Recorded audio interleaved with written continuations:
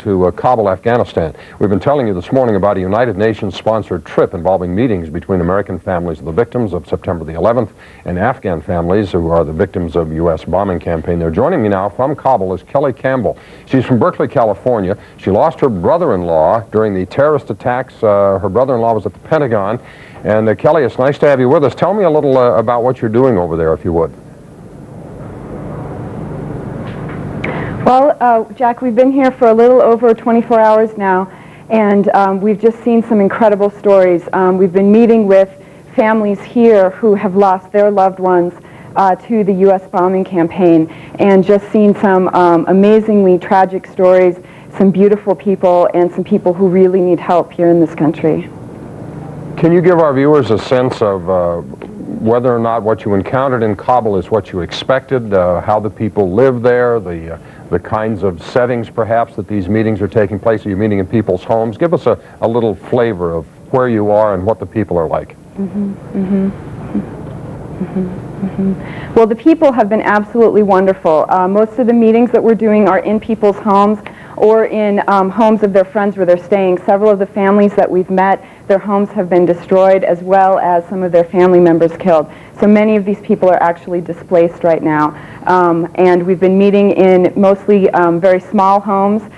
People who have nothing are offering us food as we visit their homes.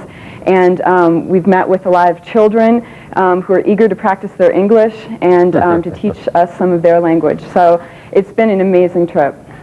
Are there any plans in the future for possibly a reciprocal visit by some of the people from Kabul to the United States, or would they be interested in coming here, do you suppose? That's a really great idea, and I think it's something we may try to pursue. Another thing that we've been talking about is seeing how we could set up some kind of victims fund here, similar to the one that's been set up for the September 11th victims, because clearly there are many civilian casualties here who their families are suffering, and they're in need of basic things such as housing and food and education. Are you satisfied, Kelly, with the way the United States has responded to the events of September 11th? I have a lot of concerns over the way that the United States has responded. I'm very concerned about the people here who, through no fault of their own, have suffered on top of the suffering they were already enduring for the past 20 years because of the U.S. bombing. So I'd like to see us talk about what some other options are and what we can do now, now that this has already occurred, what we can do for these people as well as for the people in America.